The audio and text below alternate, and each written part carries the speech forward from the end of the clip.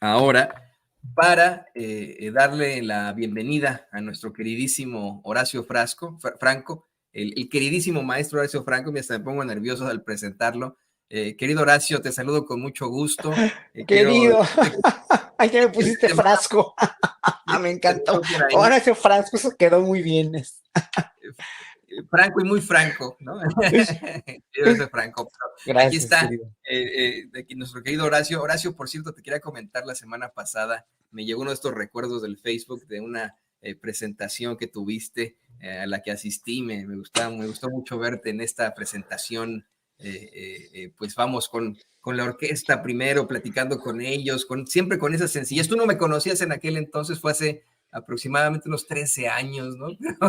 Pero, Wow. me acordé mucho de esto y pues te doy la bienvenida, el maestro Horacio Franco, aquí en Sin Censura. ¿Cómo estás? Qué gustazo, querido. Desde hace mucho que no platicábamos, me da mucho gusto verte. Todos los días te veo, pero ahora platicar contigo me da mucho más gusto. Muy bien, muy contento de que hayas mencionado ahorita los semilleros culturales, porque fíjate que quería comentarte y comentarle al público de Sin Censura de todos los canales, que ya estoy aquí en el chat también en otro teléfono viendo lo que van a escribir, que los semilleros culturales no es nada más una cuestión de una ocurrencia, es quizás el proyecto artístico, cultural y de gestión a las comunidades más importante que ha tenido este sexenio. Y yo creo que haya habido, fíjate que sí, lo voy a decir, solamente en una mañanera he oído que mencionan a este proyecto con un poco más de detenimiento y a Esther Hernández, que es la directora de vinculación cultural que está por debajo de la Secretaría de Cultura.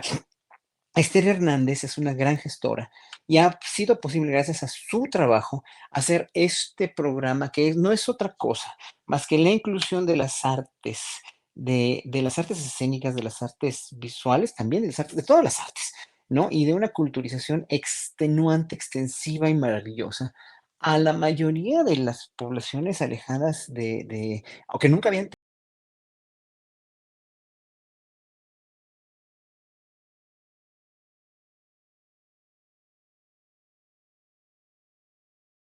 tenido de niños y adolescentes contacto con la cultura y con las artes. Se han ido a de veras hacer un trabajo de enseñanza de artes y de cultura. Música, danza, tocan, cantan en coros, hacen un trabajo espectacular en cada uno de los estados. Y muchos de los artistas de mi gremio y del gremio de la cultura con mayúscula, que están muy enojados con este gobierno porque no ha habido, mm, según ellos, más recursos y más apoyo, según esto, a la cultura y a las artes, los mismos que de las becas del CONACYT, etcétera, etcétera. Bueno, ya lo sabemos, ¿no? Que ya lo desmintieron hace una semana o hace dos, no, hace una semana. Se lo desmintieron quién las mentiras, Elizabeth García Vilchis. Pero muchos de mi gremio, artistas encumbrados, artistas, colegas que aprecio mucho incluso, que son muy buenos, pero que no se dan cuenta que durante sexenios enteros, nuestros gremios citadinos, intelectuales, culturales, si bien que no teníamos ninguna afiliación partidista ni nada, no era tampoco por conveniencia de nada, estábamos apoyados seguimos estando apoyados por becas, seguimos estando apoyados, ya no tanto como antes, porque antes había un dispendio muy grande en la cultura. Hoy ya no.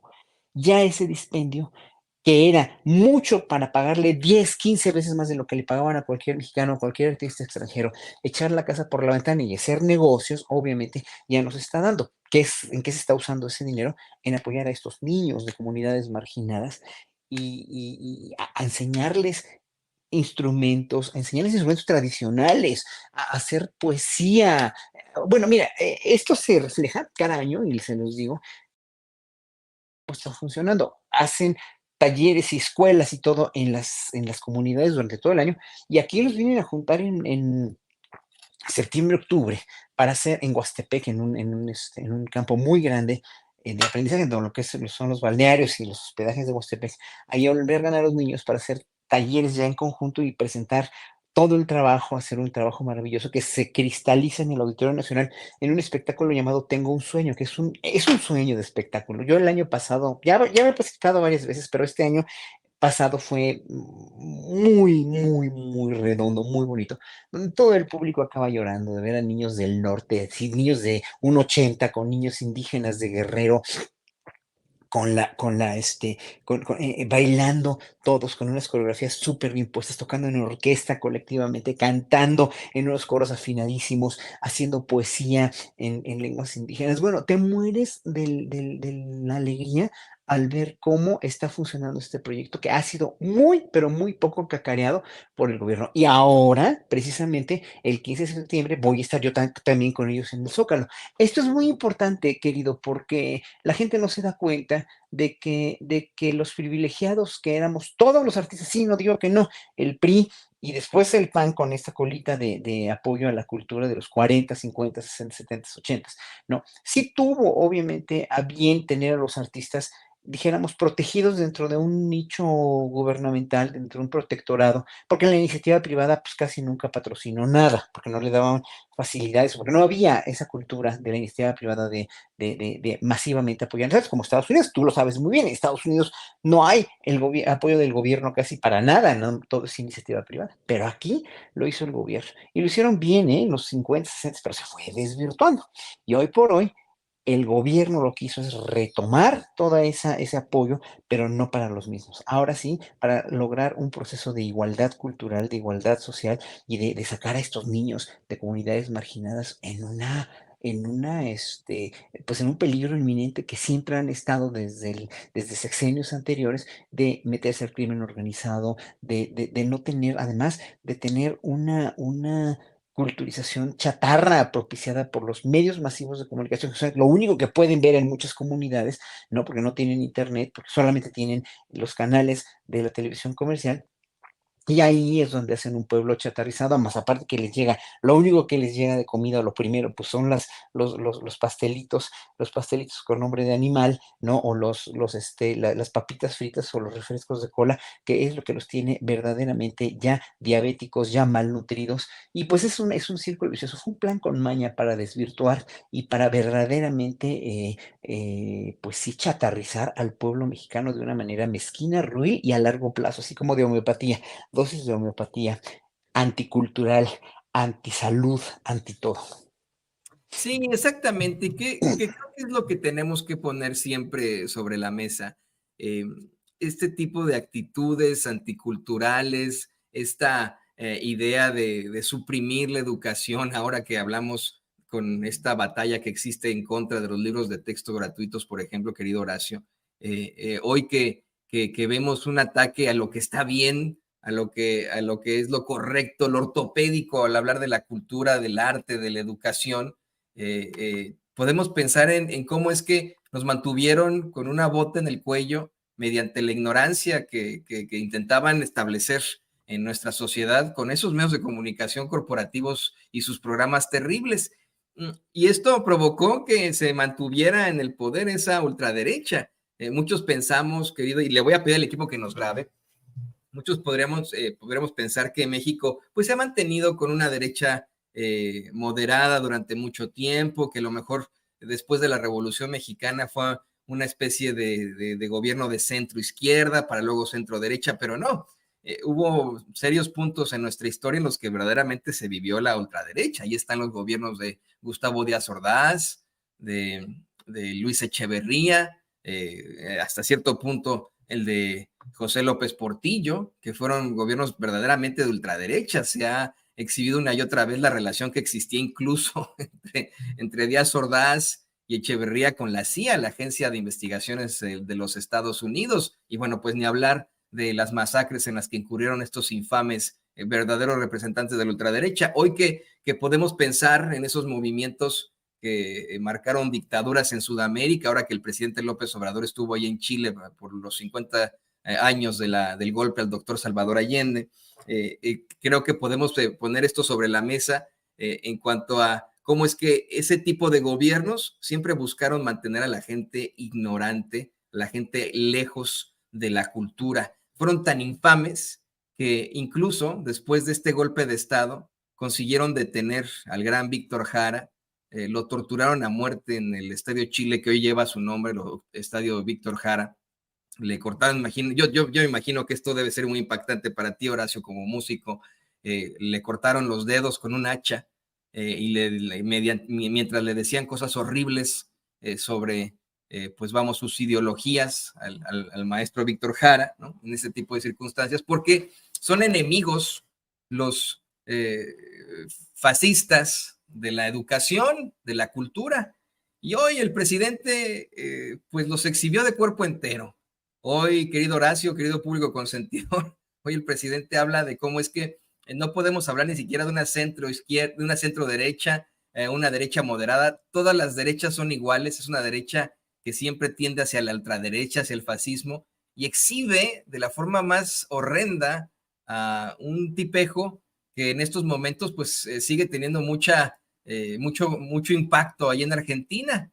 Este tipo que se apellida Milei y que pues recientemente incluso se le fue al cuello al Papa Francisco, que mire, yo se lo digo, usted puede ser ateo, agnóstico, como el querido maestro Horacio Franco, o incluso de algún otro tipo de denominación o religión, pero hay que reconocer que el Papa Francisco ha sido pues vamos, un cambio inherente en todas las cosas respecto a la Iglesia Católica.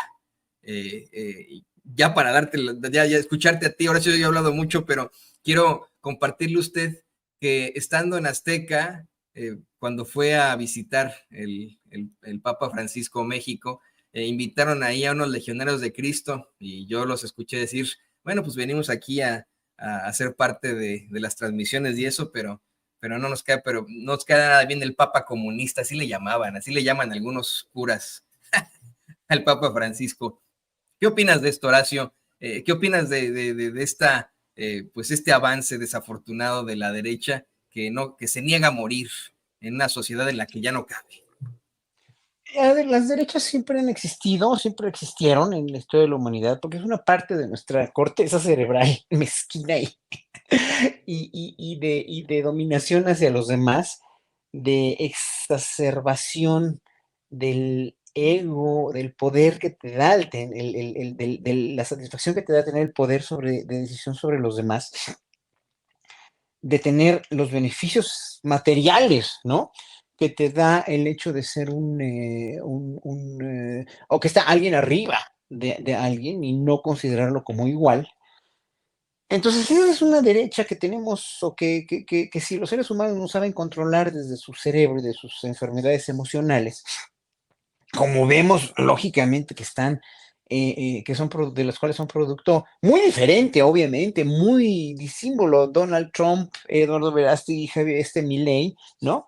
Eh, Marco Cortés, obviamente, de todas sus debilidades, sus carencias intelectuales, como la de Marco Cortés, o Xochitl Gálvez incluso, que se dice de izquierda, pero bueno, ese es más bien oportuno. Luego hablamos de Xochitl, porque es interesante su caso psicológicamente hablando. Y no soy psicólogo, soy músico y soy ciudadano, pero uno no puede dejar de ver. Yo tengo ya más de 40 años de dar clase, ¿no? Y obviamente te vuelves muy observador ante las reacciones, aunque sea de música, de hacer música, pero ante las reacciones de cómo funciona el cerebro de la gente, cómo es acomodaticio o no, o adaptable o inteligente, y entonces te das cuenta que todos estos cerebros que mencioné ahorita tienen carencias emocionales o traumas. Sandra Cuevas, con la entrevista, yo no había visto la entrevista que le hizo Sabina Berman a Sandra Cuevas, y es impresionante, o sea, independientemente de ser un ser humano con virtudes, son lo que yo creo que sí las tiene, ¿no? Tanto virtudes como defectos tenemos todos, y yo respeto mucho que cada quien tenga las virtudes y los defectos que tenga, pero tienes que saber,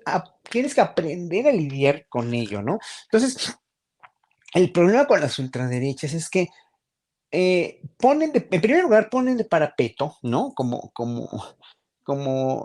Milei, a, a un sistema que es el socialismo o el comunismo, ¿no? Exacerbado, cuando estos sistemas ya se vio que no funcionaron, y que si hoy por hoy hay países como Cuba o como Nicaragua, pero hablando de Cuba y Venezuela en este caso, que están con ese mismo régimen, es porque los tienen bloqueadísimos, es porque no, Estados Unidos ha hecho un papel de veras muy lamentable bloqueando económicamente estos países que no tienen el gobierno que a ellos se les da la gana. ¿Por qué? Porque no, porque por sus pistolas, ¿no? Es Estados Unidos el que ha sido la policía del mundo desde siempre. Bueno, eso por una parte.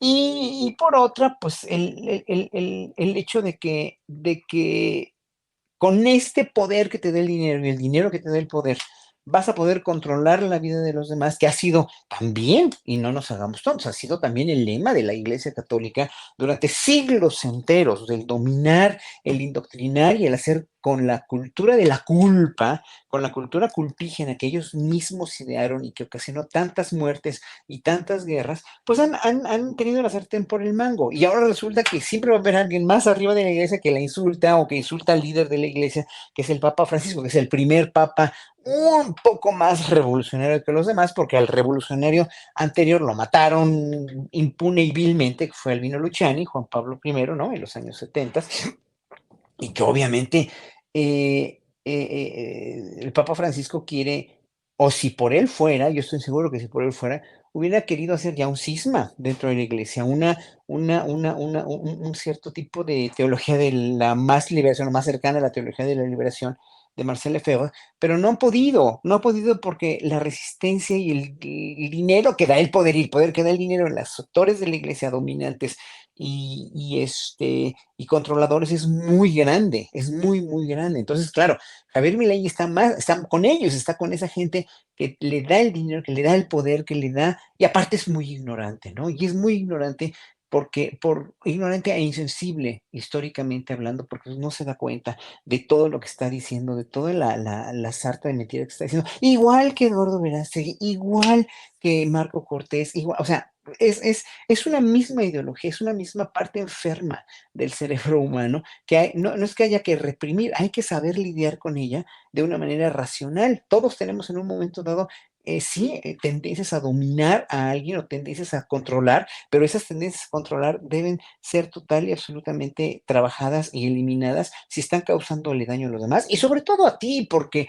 a mi ley no me digan que no le causa daño decir esto. O sea, el decir eso contra un líder religioso de tales dimensiones, de tal magnitud, es escupir para arriba. El llamarlo idiota es escupir para arriba. O sea, no piensas las consecuencias. El hacer lo que hace Sandra Cuevas en sus actos, no, o sea, son cosas que se tienen que medir.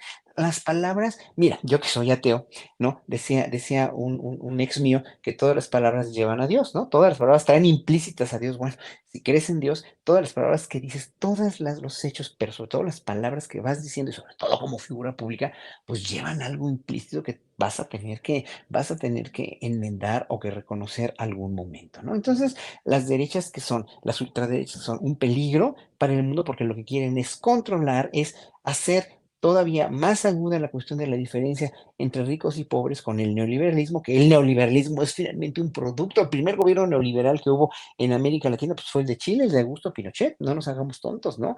¿No? Y en fin, es evidentemente una tendencia del ser humano muy negativa. En cambio, el socialismo, en cambio, la igualdad de derechos, la igualdad entre seres humanos es una cuestión muy cristiana, es una cuestión muy de los grandes líderes morales y religiosos que ha habido en el mundo. Entonces, esta gente no entiende que no es por el control a los demás, sino es por el autocontrol, es por el autoconocimiento. Por eso, por ejemplo, si yo me iría con alguna religión, sería con el budismo, porque el budismo te enseña a vivir y dejar vivir, a ser tú mismo y a respetar a los demás, al entorno y sobre todo, pues respetarte a ti mismo. Yo creo que una gente que le llama idiota al Papa en ese sentido, como Milei, como Javier Milei, no, en verdad no se respeta a sí mismo. Yo creo que una persona que está diciendo un día una cosa, que eres socialista o que eres trotskista y luego que estás con el PRI, luego quemas la bandera, o no sé qué hizo, la piñata del PRI, como los enseñó hoy el presidente,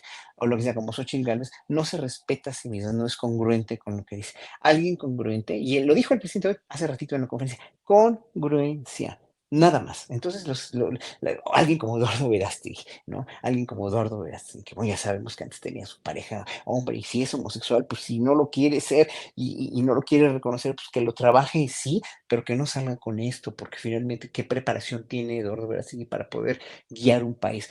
El estar con los niños tratados, la trata de niños, eso te da a ti el conocimiento profundo que tiene gente como Andrés Manuel López Obrador de haber recorrido un país años enteros para ser presidente y con todas las de la ley. Lo estamos viendo cómo está forjando un cambio que está apenas empezando a consolidar. Pues Eduardo Verástegui no lo tiene Gálvez. Es más, ninguna de las corcholatas le llegaba, o sea, o sea, no es que no le llegaran a la cuestión de que no lo pueden hacer, es que para igualar a este politicazo que tenemos como presidente está muy difícil. Y eso lo saben ellos, ¿eh? Lo saben. Por eso la reacción de Brad, por eso las reacciones mismas de Monreal, y bueno, ya hablaremos de eso después, ya hablé mucho.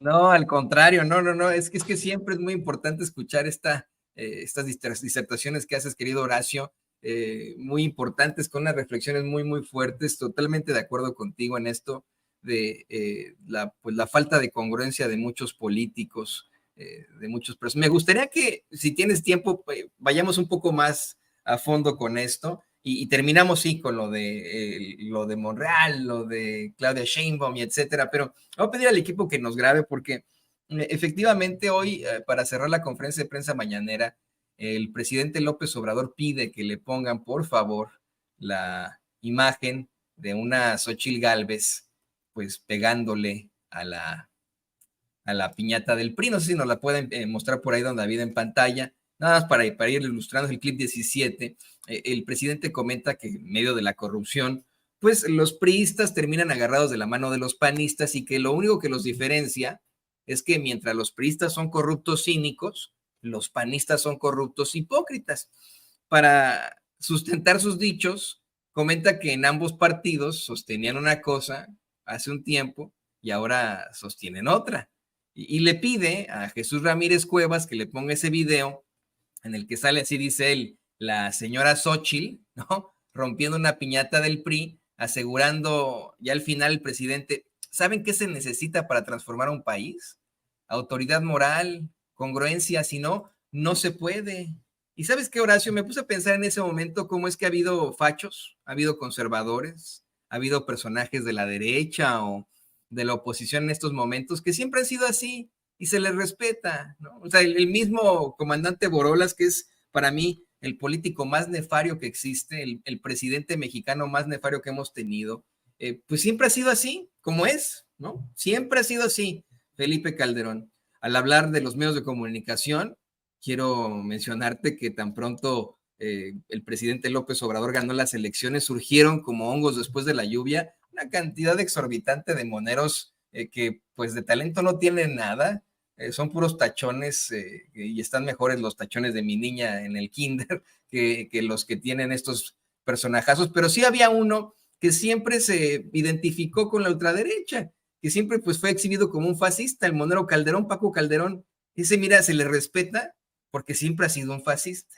¿Cómo se le puede respetar? ¿Cómo puede la gente, podría la gente confiar en alguien tan incongruente como Xochitl Gálvez, que constantemente se está contradiciendo a sí misma, que ha sido cachada en la mentira una y otra vez y que es una señora a la que le encanta la payasada? No sé si quieras elaborar un poco más sobre esa incongruencia que pues muchas veces no solo destruye personalidades, sino candidaturas políticas. Mira, yo creo que su nombre de presidenta va a ser Xochitl Lincoln, ¿no? Lincoln Gorente, de plano. Se va a considerar descendiente de Lincoln, pero de la incongruencia. La incongruencia de Xochitl es producto de, aparte de es una cuestión de conducta, es una cuestión de aprendizaje, es una cuestión de preparación en la vida, es una cuestión de desubicación, de no estar contento con lo que puedes hacer, si no estás descontento con lo que eres en realidad y quieres pretender ser otra cosa. Esa es una cuestión que nos educaron mucho los mexicanos por este sentimiento de inferioridad del mestizaje, ¿no? De que solamente los criollos, ¿no? La gente blanca que venía de España era la que nos iba, o era la que tenía la sartén por el mango y nos quería dominar. Entonces, yo no dudo que Xochitl tenga como yo tengo, mira, yo me hice la prueba genética y tengo 55% de sangre indígena y estoy muy contento con ella y tengo otras de veras hasta de negros y de todo el mundo tengo yo. Tenemos todos los mexicanos, somos mestizos.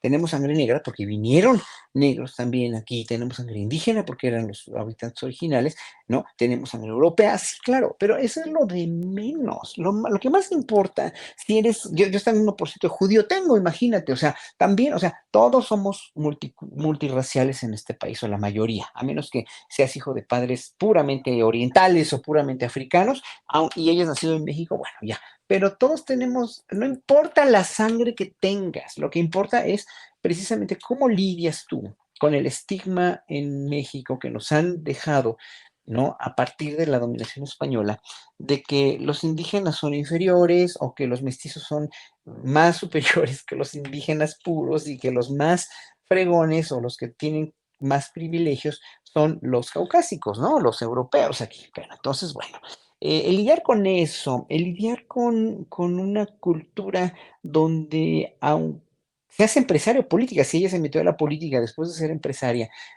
sea como sea, bueno, ok, perfecto, nadie dice que no, ¿no? Yo me puedo meter a la política, cosa que nunca lo haría, pero, ok, te metes a la política, pero aprendes esos paradigmas de la política donde todo es tranza, todo es esconder, todo es, o sea, si eres tranza, pues lo típico del que no tranza no avanza, que decía no, ¿quién decía esto?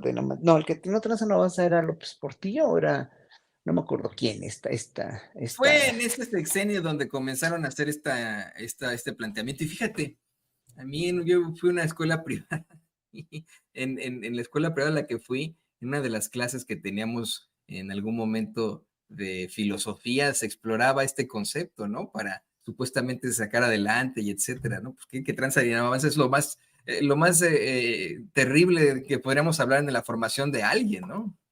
En uno de esos sexenios fue que se dijo, no fue ningún presidente, obviamente, pero en ese sentido, porque el que decía la corrupción somos todos era López Portillo, me acuerdo muy bien. Pero bueno, no importa.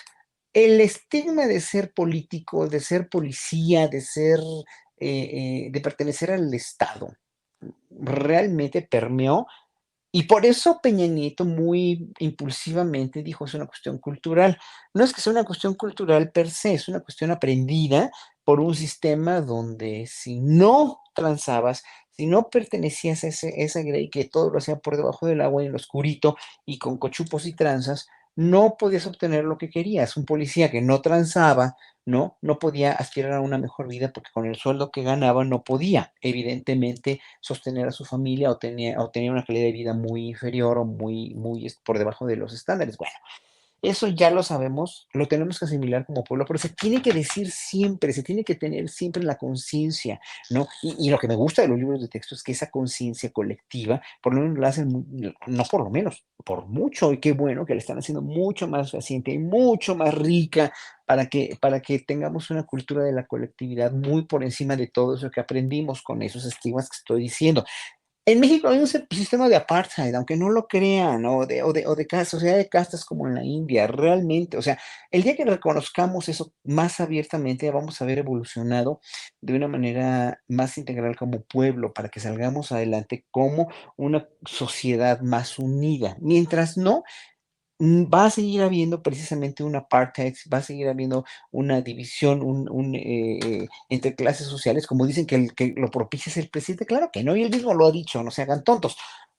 La división, la polarización ha estado desde siempre, nunca se ha visto erradicar en realidad, ¿no? Los que la tenemos que erradicar, pues somos nosotros. Entonces, en este sentido, Xochitl es víctima de eso. Xochitl Gálvez es víctima también de una educación donde se le inculcó, y mira, es que conozco muchísima gente así, ¿no? De precisamente para lograr lo que quieres, tienes que quedar bien con Dios y con el diablo, o sea, tienes que quedar bien con todo mundo. Y al tratar de quedar bien con todo mundo, vas a quedar mal con alguien. ¿Por qué? Porque el tratar de quedar bien con todas las verdades está sacando como un silogismo de lógica, está sacando una mentira. Entonces vives en una mentira. Si tú quieres en un momento dado sacar tu verdad y ser congruente, pues sosténla y apóyala. No primero apoyes a un partido y después o te rompas una piñata y ahora ya te vas por conveniencia. No digas que eres indígena cuando no hablas una lengua y cuando quieres usarlo, como tú bien dices, todos los días lo dices y de veras me gusta oírlo porque finalmente es algo que tú sabes lo mal visto que es en Estados Unidos el apropiarse de una cultura que no es tuya, pues, ¿no? Entonces, obviamente ahí Xochitl lo que hace es ser incongruente, incongruente, incongruente, incongruente y no tener aparte una verdad que ella defiende, porque pues hoy está con la derecha, pero defiendes el aborto, pero esto, pero lo demás allá, y sales diciendo cada cosa, hoy viajas en una bicicleta que no apenas puedes manejar y al otro día ya nunca más aparece, y etcétera, etcétera, etcétera, etcétera. O sea, todos los asegúnes que yo le veo a Xochitl, con todo el respeto que me merece como persona, no lo, y luego pues las cosas que hace con las investigaciones de sin embargo de Daniela Barragán, etcétera, etcétera. Yo creo que en ese sentido la gente no se chupa el dedo y la gente lo tiene que ver más profundamente. Pero ¿dónde se va a ver eso? ¿Dónde va a caerse esta fatuidad, este fuego fato, este producto mercadotécnico inflado? Pues en los debates con Claudio Sheinbaum, obviamente, ¿no? Donde pues finalmente Claudio Sheinbaum ha sido, o sea, además Xochitl fue electa solamente una vez como jefe de gobierno y todos los demás creo que ha tenido, si no, si mal no recuerdo, pues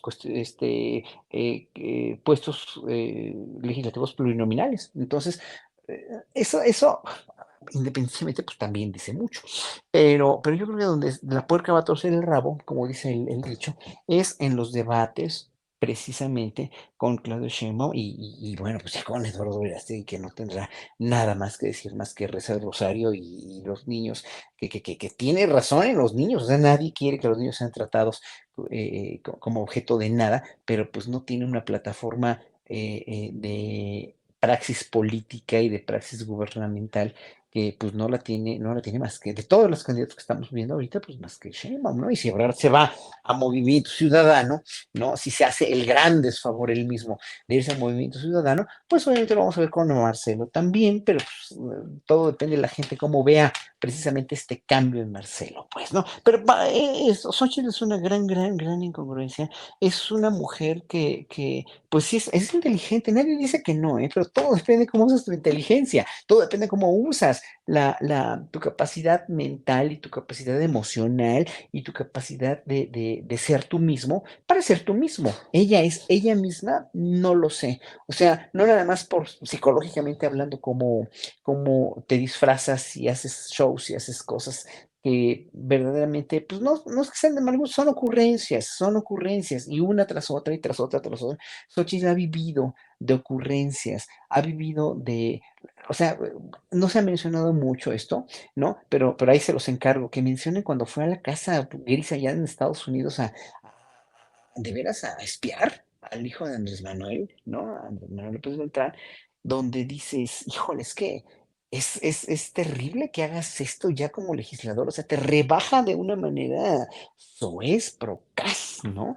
Y bueno, pues ahora sí que, pues tú misma vas a cosechar lo que sembraste y estás sembrando eso, ¿no? Pero el peligro inminente es que la gente que no esté informada, la gente que se va con la finta, ah, vea la foto que sacaste hoy al principio del programa del Universal como un referente y diga, no, hombre, mira, la prensa está con ella, mira, los grandes están con ella, los empresarios están con ella, pero pues no, realmente no, los empresarios también se van a dar cuenta porque no se chupan el dedo y a los empresarios no les ha ido mal, que no se hagan tontos, los que están en contra de López Obrador fiera y ferozmente y van a seguir estando y odiándolo con toda su alma, son a los que sí se han visto afectados sus intereses multimillonarios que pues siguen siendo millonarios ellos, pero pues son tan codiciosos, están tan enfermos emocionalmente por ese dinero que no están ganando o que tienen que pagar de impuestos, que pues están destilando su veneno y su odio gratuitamente, porque todo eso, mi querido, como boomerang, yo no soy religioso, no soy creyente, pero todo el odio que echas sí se te regresa. Sí, sí, existe el karma. Te iba a decir que en el caso de Verástegui, creo que yo sí encuentro una peligrosidad. Fíjate, Horacio y querido público consentidor, que he estado platicando con gente que es muy católica, ¿eh? Muy, muy católica, muy creyente, muy, pues puedes decirlo así, buena gente. ¿Eh? Platicado incluso con gente que pertenece a nuestro público consentidor, que hemos conocido en nuestras corresponsalías o que hemos conocido allá fuera de Palacio Nacional y que me tienen por ahí como contacto en el WhatsApp y me explican que hasta cierto punto sí se podrían ver atraídos por los planteamientos que hace Verástegui en cuanto al aborto, en cuanto a muchas circunstancias que son precisamente típicas de la religiosidad de algunas personas. Y que pues por esa parte lo ven bien, pero por la otra, efectivamente lo ven como el falso profeta, lo ven como la serpiente, pero en los temas que para su religiosidad amerita, pues ahí sí podrían verse un poco más convencidos por alguien como Eduardo Verástegui. Yo creo que ahí también haría falta que esta gente que a lo mejor puede ser engañada por esta serpiente llamada Eduardo Verástegui, sepa quién verdaderamente es ese personaje. Se hable precisamente de la congruencia de la que habla Horacio y de la que habla el presidente López Obrador. Yo estoy convencido de que una persona puede renacer, ¿no? Y puede cambiar absolutamente en su actuar. No creo que sea el caso de Verástegui. En mi opinión, es el equivalente a lo que se planteó hace más de 2000 años, incluso en los evangelios, al hablar del falso profeta. Es un tipo que simple y sencillamente está viendo por sus intereses, y ahí lo tenemos, ¿no? Ahí lo tenemos siendo muy, muy cercano a las élites, tan cercano a las élites que estuvo en el avión de Peña Nieto, en ese palacio flotante de Enrique Peña Nieto. Ha sido un personaje, que ha tenido un par de controversias por ahí. Estaba leyendo, Horacio, una nota que no creo que vale la pena tanto comentarla a profundidad porque es de Radio Fórmula Espectáculos, pero dice Eduardo Verástegui podría ser citado en la Fiscalía de la Ciudad de México por participar en una orgía. Bueno, yo no sé qué tenga eso de delito, si se trata de una orgía con menores de edad, a lo mejor y sí, ¿no? Pero esto viene a colación de lo que nos comentabas. Está haciendo una película en la que supuestamente se denuncia la trata de personas. Imagínense ahora, tendría que estar, según Radio Fórmula, siendo investigado por esta circunstancia que yo la parte penal que le veo es que pues en todo caso hubieran personas menores de edad en dicha orgía en la que habría participado y que reporta, insisto, Radio Fórmula. Yo sí creo que existe una peligrosidad en este tipo de personajes y sus discursos vacíos que apelan a esa religiosidad. Y haría en todo caso, querido Horacio, un llamado a que simple y sencillamente nos demos cuenta de la realidad, que podemos ser muy creyentes en ciertas cosas, muy religiosos en ciertas cosas, pero al hablar de esa religión, también hay que hablar de la tolerancia. La mayoría de las religiones, a menos que sea el satanismo, habla de tolerancia, de amor al prójimo, de respeto a los demás, ¿no? Y este señor para nada respeta a los demás. No sé qué opinas tú, Horacio. Bueno, ¿qué te puedo decir pues es de veras y la ultraderecha, ¿no? De veras y esa gente, todo el foro que se reunió aquí en el hotel de Santa Fe, ¿no? En el Westin de Santa Fe, eh, no quieren respetar a nada que no sea lo que sus cánones les dicta. ¿Y cuáles son sus cánones? No, bueno, obviamente ya vemos el famoso lobby indígena, el lobby de las minorías sexuales, el lobby o sea, el lobby socialista, ¿no? ¿Cuál lobby socialista? O sea, es que son fantasmas que ellos se crean porque como no tienen un sustento más que religioso, además religioso, que no tiene nada que ver con los evangelios, ¿eh? O sea, yo me he leído los evangelios, conozco suficientemente, no soy experto en ellos, pero conozco tanto los cuatro como los apócrifos también. Y ninguna doctrina religiosa, ni los evangelios, ni nada te dicen, ¿no? El Antiguo Testamento es otra cosa, pero el Nuevo Testamento, si estás basándote en en la filosofía cristiana, ninguno te dice eso que dicen ellos. Entonces, están haciendo castillos en el aire, están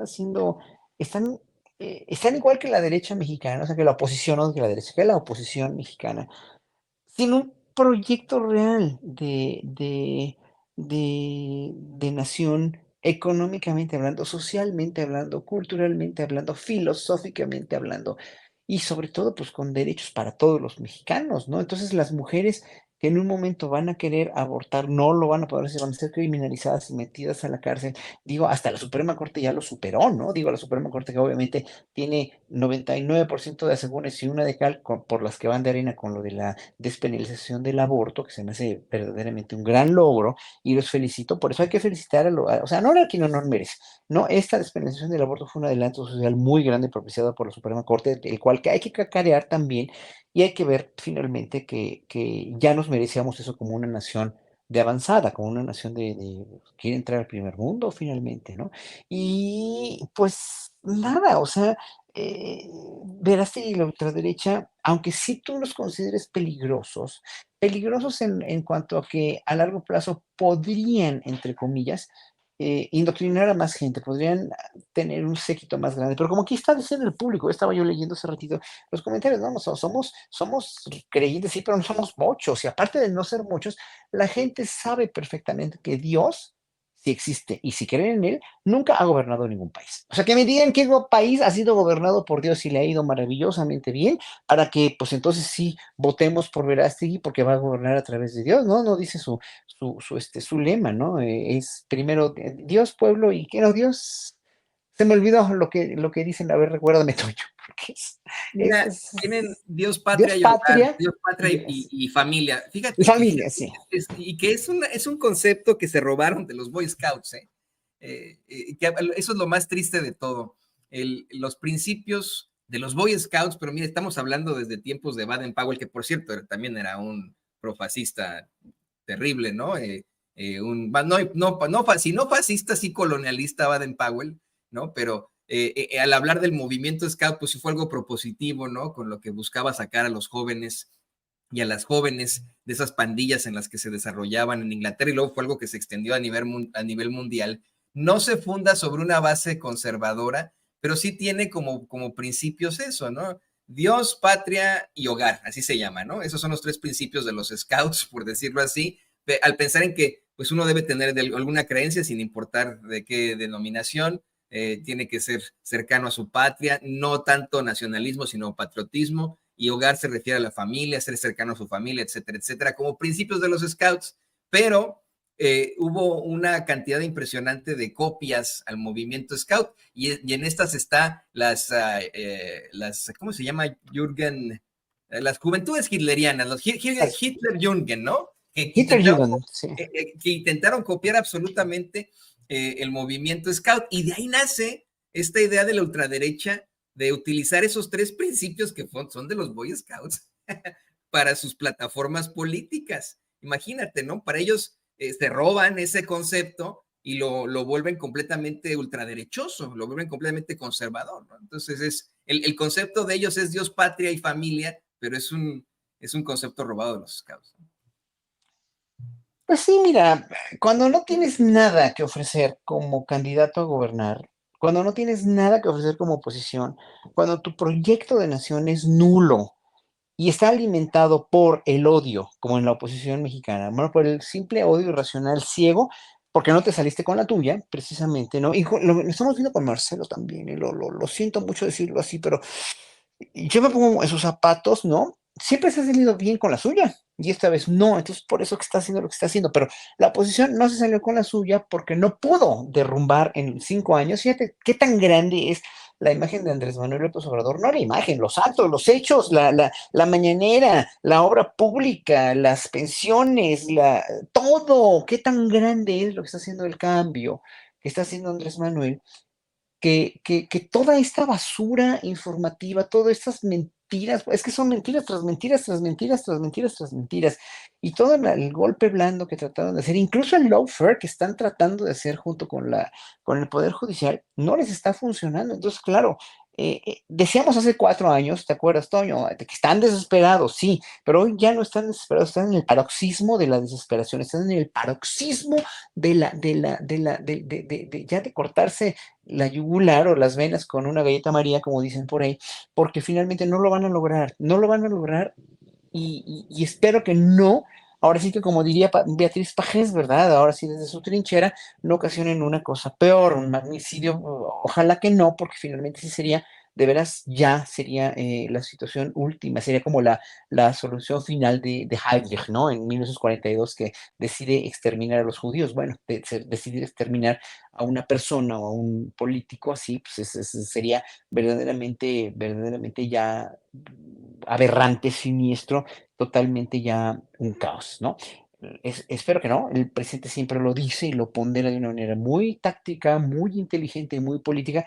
Dice que se han portado bien, dice que no han hecho tonterías, no han hecho violencia. Y sí, tiene razón. La cuestión es que ya vieron que no. Y al ver que no, obviamente sacan un producto inflado, un producto totalmente mercadotécnico sin ningún sustento como Xochitl Gálvez, ¿no? O la misma ultraderecha quiere empezar a figurar con el mote de que vamos a gobernar a través de Dios y reza el rosario y vamos a poner una figura de vista agradable, bueno, ya no tanto, pero digo, era un bombón cuando era jovencito, Eduardo Verástegui, además con una gran presencia, con todo un señor, como lo quieren ver, o como lo quieren hacer ver, ¿no? Un empresario, un productor, un actor de Televisa, ¿no? El mismo efecto Peña Nieto, si tú quieres, ¿no? Y no va por ahí la cosa, o sea, porque las cosas sin sustento nunca se sostienen. Por eso las pirámides de Egipto, las de Teotihuacán, siguen existiendo, porque tienen un sustento arquitectónico y de construcción y de ingeniería bárbaros, tremebundos. O sea, es por eso que hablamos todavía de Benito Juárez, es por eso que hablamos todavía de grandes estadistas como Alejandro Magno, como quien quiera, si mandes, ¿no? De líderes morales como Jesucristo, como Buda, como Gandhi, donde finalmente lo que importa es el proyecto que tienen, o sea, todos ellos, toda la gente importante en este mundo, ha tenido un proyecto que ha trascendido porque se llevó a cabo de una manera metodológica, aunque uno no lo crea, ¿no? Toda la metodología después de la reconstrucción, de la construcción de la cristiandad, por ejemplo, pues fue una metodología que funcionó bastante bien. Lo tomaron para dominar, sí, pero finalmente lo tomaron como una religión que hoy es la más importante de Occidente, o el mismo Islam también, nos guste o no, o pues toda la institución de las democracias, ¿no? La Revolución Francesa, todo esto en un momento dado fue sembrado, fue fraguado con proyectos importantes que no estaban basados, en primer lugar, en un proyecto sexenal. Y yo creo que muy poco se ha hablado, creo yo, ¿no? Ahora sí que grábenos, don David, porque creo que muy poco se ha hablado de que antes el defecto mayor de México como nación se llamaba sexenio.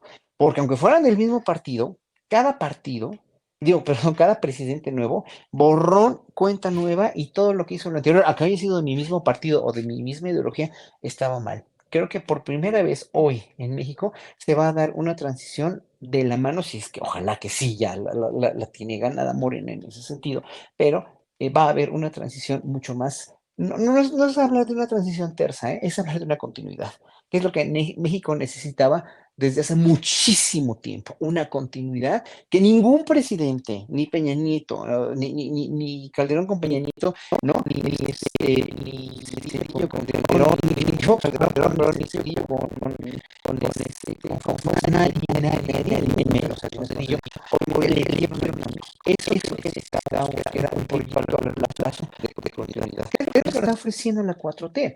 Pues una continuidad a partir de un proyecto que se gestó desde hace más de 20 años con Andrés Manuel como movimiento y que hoy por hoy está trascendiendo ya a partir de 6 años con alguien que ya lo está cimentando, pero que tiene que seguir. Si la gente no ve eso y va a votar por una fatuidad, por una ocurrencia de la derecha y por seguir las palabras tan impulsivas y compulsivas tanto de Marco Cortés como de Xochitl, y digo, obviamente todas las palabras desacreditadas de Alito Moreno y las otras del señor ¿cómo se llama? Jesús Zambrano, con toda su ira, con todo su coraje que tiene en la vida y por la vida y para la vida y hacia la vida, pues entonces el pueblo mexicano se merecerá un gobierno como el de Xochitl Gálvez y otra vez que vuelvan los mismos a hacer lo mismo y a borrar y cuenta nueva con muchas peores consecuencias. Yo tengo la confianza en que si gana Claudia Sheinbaum la presidencia, o gane quien gane de Morena, que seguro digo, Morena es ya Claudia Sheinbaum, no nos hagamos tontos, pero en un momento dado, cualquiera de ellos hubiera sido Ebrard, hubiera sido Adán Augusto, hubieran seguido el paradigma de Andrés Manuel, porque es muy fuerte y es muy trascendental, les guste o no les guste a la oposición. Entonces, si la oposición quiere ser digna, si quiere ser fuerte, si quiere ser respetada, si quiere ser votada, pues que presente un proyectito de nación no sostenido por el ángel de la dependencia, ¿verdad? No sostenido en la seguridad por cabeza de vaca. O sea, es que escupen para arriba, Tony, son muy torpes. Sí, definitivamente. O sea, ¿a quién se le ocurre poner pues, como encargado de la seguridad a alguien como cabeza de vaca o al encargado del proyecto, a José Ángel Gurría, que no termina de estar en la mente de los mexicanos con sus infamias, ¿no? Ninguno de esos dos es verdaderamente ridículo. Ella nada más falta que pongan a Calderón como secretario de Seguridad Pública, no sé, ¿no? Es ridículo. ¿Pero qué te parece que vamos precisamente a esa, la transición de la que hablas, tan anhelada, una transición que pues se está dando en otro tipo de términos, ¿no? En una continuidad que efectivamente es lo que el país necesitaba desde hace mucho tiempo y le pido al equipo que nos grabe. Efectivamente, Claudia Sheinbaum suma ayer a su equipo de trabajo a Dan Augusto López Hernández y una sorpresa, ¿no? Ricardo Monreal, al primero lo nombra coordinador político, al segundo lo nombra coordinador de organización enlace territorial. Y a ver, ayer, querido Horacio, nos enfrascamos en un debate, Vicente, el maestro Ricardo Sevilla y tu servidor, por precisamente pues vamos, la presencia de alguien como Ricardo Monreal. Yo desde un principio aseguro, y que estoy convencido de eso, en que efectivamente aporta muchísimo a la campaña de Claudia Sheinbaum alguien como Ricardo Monreal, no porque vaya a llegar con una cantidad de votos o porque vaya a llegar con una gran plataforma política que no tiene, ¿no? Evidentemente no tiene mucho respaldo, sino por el gran colmillo político que tiene, por lo muy buen operador político que es, lo agresivo en cuanto a la operación política, y ahora le agregaría porque siempre es mucho mejor tener a tus enemigos cerca y de alguna u otra forma controlarlos que tenerlos como tus enemigos.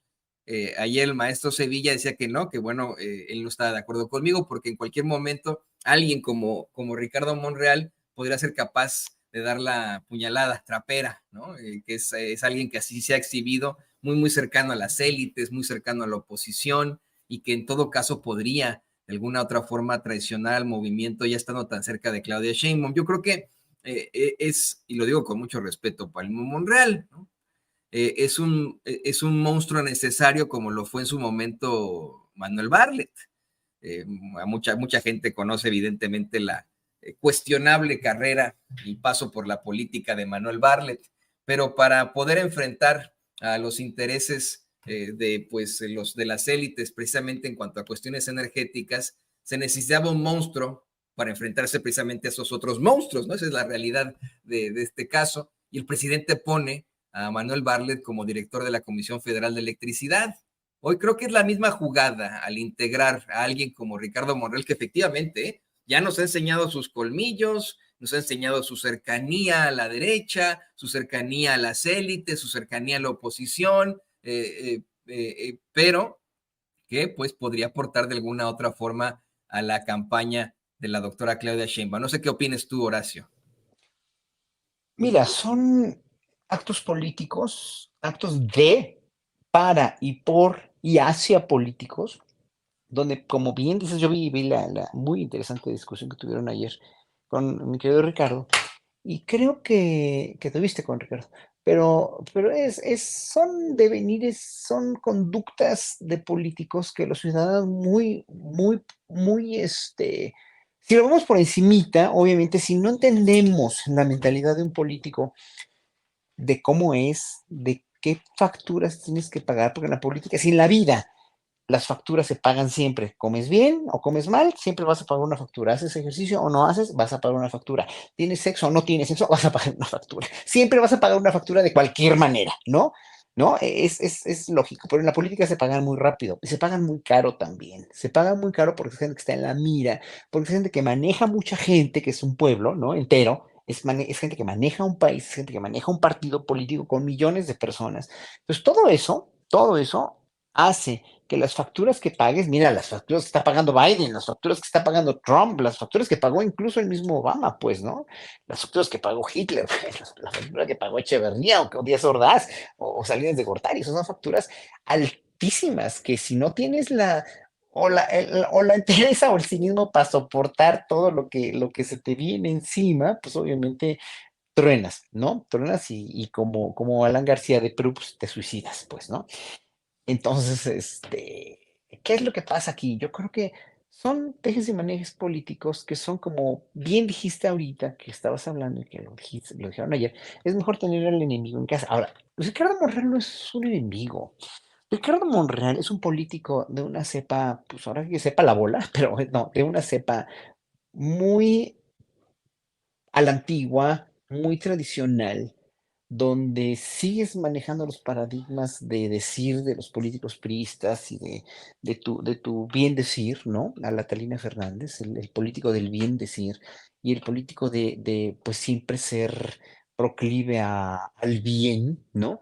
Cuando pues no es que siempre lo quieras hacer, ¿no? No es que siempre seas congruente, pero eso hace que fíjate qué interesante, porque antes nos valía un comino, una reverenda madre, perdón mi francés, pero nos valía madre, si un político era cínico, como lo fueron tantos presidentes o expresidentes o secretarios de gobernación, porque el pueblo nunca se sintió apto para juzgar o para manifestarse o para poder, sí, manifestar su opinión porque no se hablaba de política y porque no se hablaba de política, porque los políticos eran intocables y porque si hablabas de política públicamente, no es que fuera incorrecto o como subir los codos a la mesa, no, te podían, o sea, ya en un momento dado, cuando salías de ese closet, te podían amenazar, te podían matar, te podían desaparecer, pues estaba yo oyendo que Claudia Sheinbaum por haber protestado en la UNAM estuvo hasta en la cárcel, ¿no? Se lo dijo en una entrevista a Meme Yamel, creo, y sí fue a Meme.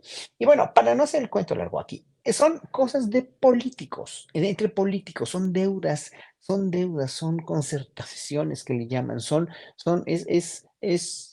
pues te voy a dar no es privilegio, sino esta función, porque voy a aprovechar también lo que sabes hacer muy bien. Claro, son operadores políticos reales. Ricardo Monreal es un operador político de primera, ¿no? Que su ego le haya ganado en un momento dado, que su ambición le haya ganado y que tuvo el error más grande de su vida, yo creo, haber puesto ahí a Sandra Cuevas, pero bueno, es harina de otro costal, pero los ha tenido. Pero nadie desconfía en que Ricardo Monreal es un político de cepa y de proceder, ¿no?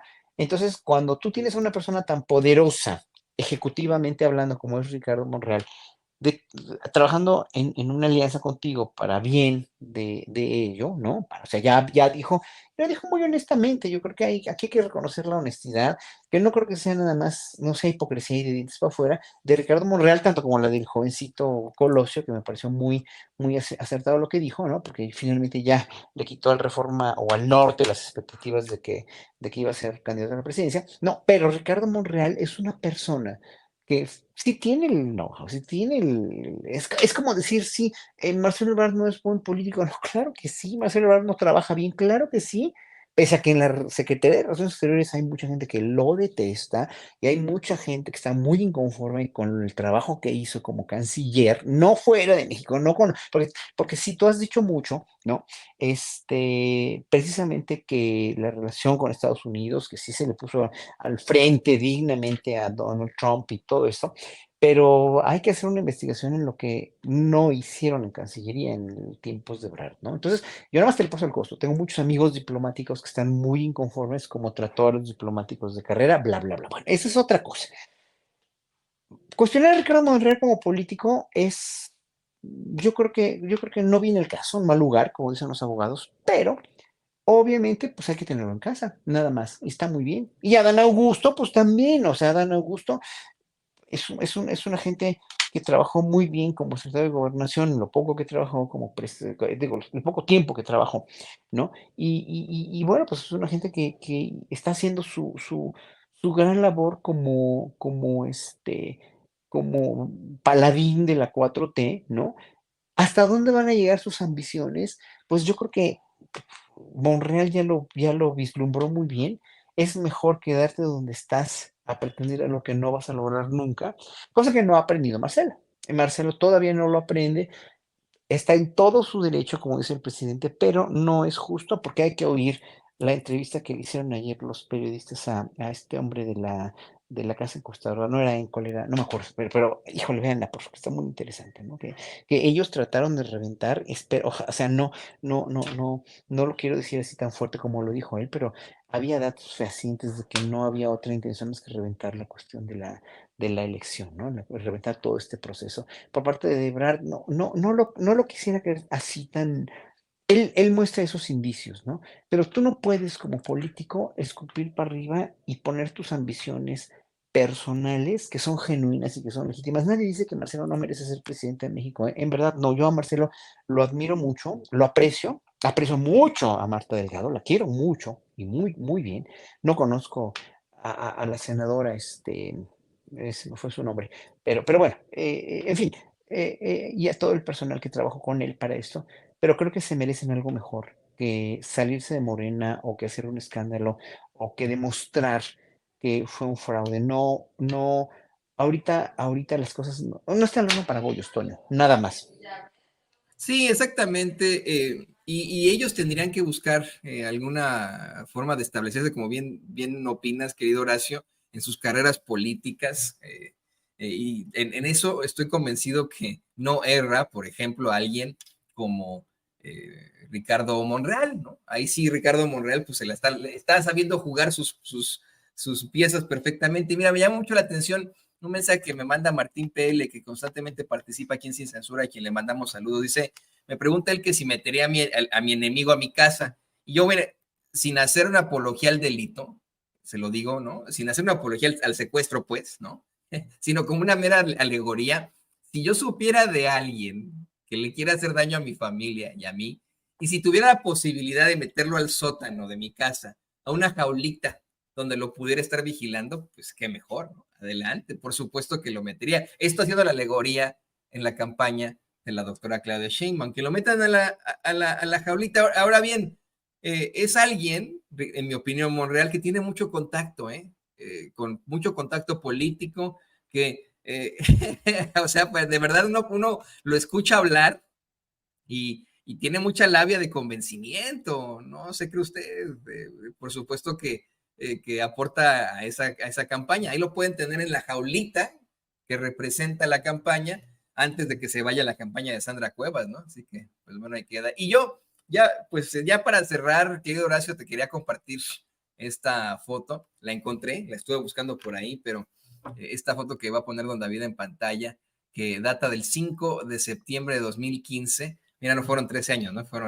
Me manché. Fueron 8 años, hace 8 años, un sábado 5 de septiembre de 2015, te fui a ver junto a obviamente, la Capela Barroca de México y la Orquesta Escuela Carlos Chávez.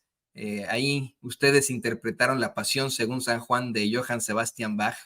Y recuerdo, este es un recuerdo que tenía yo de tantas veces que te fui a ver antes de que tú me conocieras a mí, de cómo es que pues siempre has tenido esa sencillez, ¿no? A diferencia de otros grandes de la música o grandes del mundo, como lo eres tú, llegaste así, ¿no? Con mucha cordialidad con tus compañeros en este ensayo previo, saludaste a la gente de manera muy, muy cordial y después ya, ¿no? Empezó pues vamos, esta hermosa presentación, ¿no? Ya en otro tipo de términos más formales, pero es un gran recuerdo. Lo quería compartir contigo. Esta foto te la tomé yo desde ahí, desde las bancas, me parece que fue en el Palacio del Arzobispado, si no me equivoco, ya hace mucho tiempo. Ahí, y bueno, te lo quería compartir. Creo que está desconectado tu micrófono. No, se nos fue el audio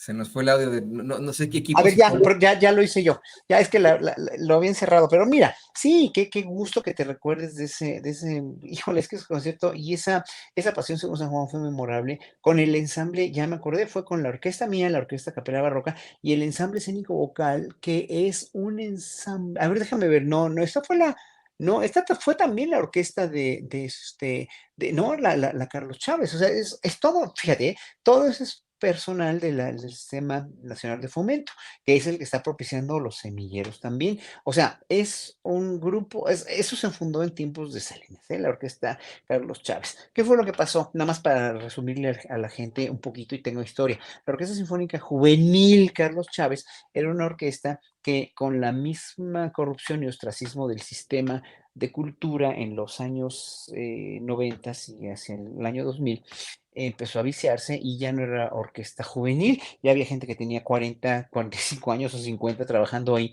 y se tuvo que renovar. Sergio Vela hizo el muy buen papel de ya poner más candados y hacer una orquesta escuela de excelencia. Y a partir de ahí, a partir del sexenio pasado, ya la Orquesta Escuela Carlos Chávez empezó a dar frutos porque pusieron un plan académico muy, pero muy estricto, muy bueno, dirigidos por el maestro Eduardo García Barrios desde antes, y ahora en este sexenio, igual con Eduardo García Barrios, el Ganso, le decimos, es es una de las mejores orquestas juveniles, o la mejor orquesta juvenil de México, junto con Eduardo Mata de la UNAM, que son becarios, jóvenes becarios, que además ahí en la Orquesta Escuela Carlos Chávez los preparan, o sea, tienen una educación de primera, con muy buenos maestros, becados, los alumnos, y salen muy bien preparados para trabajar en las orquestas. O sea, la Orquesta Escuela Carlos Chávez ha sido un detonante en el mejoramiento de la calidad y del nivel musical en México. Y ellos también, los alumnos y todos, muchos del personal también están involucrados en los semilleros creativos. O sea, es una retroalimentación maravillosa. Por eso dije al principio, hay que cacarear muchísimo, pero muchísimo más la labor enorme que está haciendo este gobierno, esta administración, en proteger culturalmente, con educación de calidad y con proyectos de gestión cultural masiva e incluyente a todos los sectores de la sociedad, como lo está haciendo este gobierno. Pero muchos artistas digo que no lo ven, no lo ven. No, es que no hay más becas. Si a ti ya te quitaron la beca, no. ¿Sigues teniendo tu beca? Sí. Entonces, ¿cuál es el problema? Es que no nos han dado más dinero. Espérate tantito por ahí. Por ahí también alguien a quien yo quiero y admiro mucho. Me dice, es que ya en el Colegio Nacional ya no tenemos ni para champaña. A ver, espérate tantito. ¿Qué quieres? ¿Tomar champaña o ver que un niño de Guerrero indígena está tocando un violín de una manera maravillosa? O sea, yo prefiero mil veces ver a todos esos niños de comunidades marginadas que están haciendo obras maravillosas. Y sí, si a mí me quitan, yo nunca he tenido menos trabajo que en ese sexenio. Por parte de instituciones gubernamentales, de bellas artes, no me importa, no me importa porque yo he tragado todos los días, puedo pagar mis deudas todos los días, pero hay niños que no tenían nunca acceso ni facilidad para poder tocar un instrumento, cantar en un coro, que lo del canto coral, y tú lo sabes muy bien, es una de las actividades humanas más disciplinarias, más disciplinantes, por decirlo así, del planeta. Cantar en coro, tocar un instrumento en una banda, en una orquesta, híjole, eso es una maravilla. Qué bueno que está en todo México. ¿Qué más quieren? Y a mí mi papá me cuenta siempre que él de chiquito, imagínate, los 4 o 5 años, sus papás lo metieron en un coro que tenía ahí unos padres y que el padre les daba unos a niños de 4 o 5 años, no, yo voy y le doy a ese padre, pero hasta por donde te cuento, pero les daba unos coscorrones y obviamente del ánimo de la disciplina, efectivamente, un coro es sumamente, esto al hablar de una situación micro, pero en una situación macro, un coro es muy demandante para cada miembro de ese coro, ¿no? Hay muchísimas circunstancias y qué bueno que lo podemos platicar con el maestro Horacio Franco aquí en Sin Censura. No sabes siempre el gusto que me da platicar aquí contigo, Horacio. Cuando vi en el chat que Ceci nos anunciaba que iba a estar con nosotros, hasta se me iluminó el rostro. Y dije, claro que sí, vámonos con él directamente. Y pues bueno, aquí estamos, Horacio. Yo te quiero agradecer a nombre del equipo de Sin Censura que te hayas conectado con nosotros, que nos hayas ofrecido estas muy importantes reflexiones y te pido por favor que también nos compartas tus redes sociales porque estás muy activo, por ejemplo, ahí en Twitter X, ¿no? Siempre estás ahí al pendiente. Por favor, Pues mira, comparte. Bueno, claro que sí. Es Horacio Franco en Twitter, y bueno, en X y en la otra nueva de Threads, y Horacio Franco Flautista en Instagram y Facebook. Ya realmente, fíjate, sabes que me da cada vez por escribir menos sobre opiniones políticas y eso, porque ya veo que en X lo único que desata son bots, ¿no? Y me da mucha flojera ya leerlos, ¿no?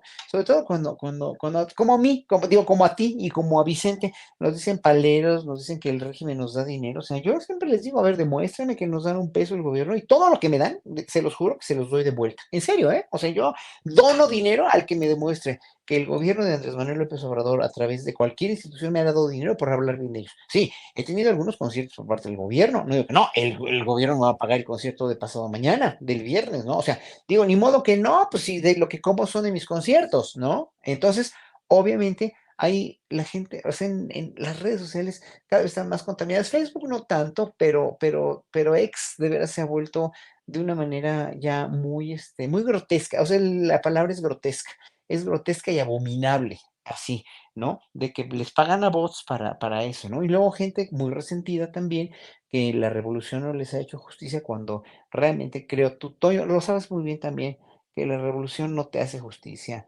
antes de que te la hagas tú. Tú te haces justicia primero por tu trabajo, por tu disciplina, por tu calidad que ofreces como reportero, como periodista, como cronista o como locutor o como lo que sea, en el caso tuyo, ¿no?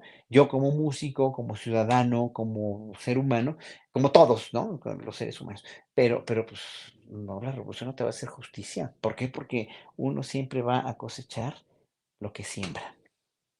Sí, exactamente. Y nosotros tenemos que luchar por esa propia justicia. Como siempre lo dice el presidente López Obrador, la libertad no se implora, se conquista. Y pues yo te quiero agradecer, Horacio, que te hayas conectado con nosotros, que nos hayas ofrecido estas reflexiones, que hayas enriquecido el espacio. Y pues ahí, aquí tienes a tu público, ahí lo tiene usted, al maestro, al flautista, al director de Capela Barroca en México, al queridísimo Horacio Franco aquí en Sin Censura. Muchas, muchas gracias, querido Horacio. Muchas gracias, un saludo a todos allá en el equipo maravilloso, y a don David y a todos, y aquí al público que estoy en el comal y me trate todavía con ellos. Exactamente, exactamente. Ahí lo tiene usted, el maestro Horacio Franco, Gracias. aquí en Sin Censura. Y vámonos